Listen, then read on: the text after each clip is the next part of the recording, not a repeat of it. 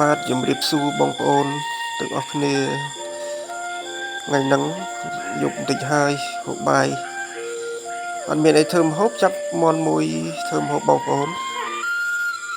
ជីវិតនៅតាមស្រុកស្រែមានអីមានអញ្ចឹងណាបងប្អូនណាលើរៀបចំធ្វើម្ហូបឲ្យបូមទឹកដាក់ពាងដាក់អីហើយដាំទឹកក្តៅបងប្អូន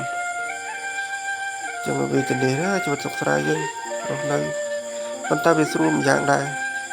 ទឹកក្តៅហើយយើងស្រោះវាស្រោះបោចអានេះខ្ញុំចាប់ដើមបោចវាបោចវាបងប្អូន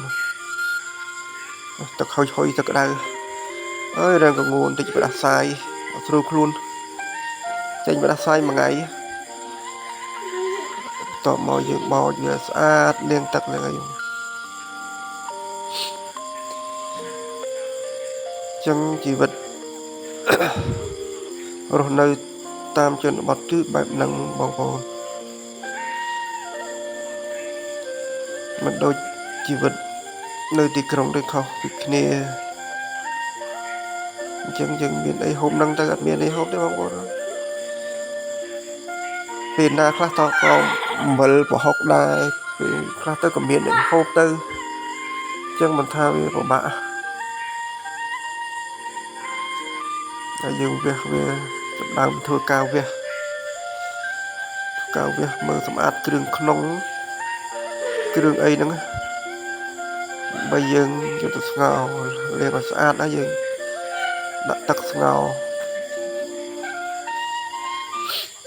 ហើយយើងធ្វើការវះបងប្អូនមកទស្សនាដល់គ្នាមិនដែរចូលសក្រានដែរនេះយកម្ដងម្កាលដែរហើយស្មាតហើយនឹងស្ងោរបាត់ហើយដាក់នៅក្នុងឆ្លាំងបាត់ហ្នឹងនឹងមានគ្រឿងគ្រប់មានតែស្លឹកគ្រៃ7ខ្ចីខ្លះអត់មកទេខ្វះខ្លះបងប្អូននេះគឺចិត្តច្រើនណាស់ពូបងណាអត់ដល់ក្លិនឈ្ងុយបងណាទៀតបានហូបឲ្យជុំគ្រូសាហូបបាទនេះបានដុសហូបបដាខ្លះភ្លក់មួយទៅមានរសជាតិអត់ស្នាដៃខ្លួនឯងរដងស្រាប់តាស្រីពុនដល់ឃើញថាមានរសជាតិឆ្ងាញ់តាឆ្ងាញ់មកគេមែនតើហើយទៅមាត់បដាសាយទៀតផ្លាច់មកងូបន្តិចអញ្ចឹងបាទអរគុណច្រើនបងប្អូន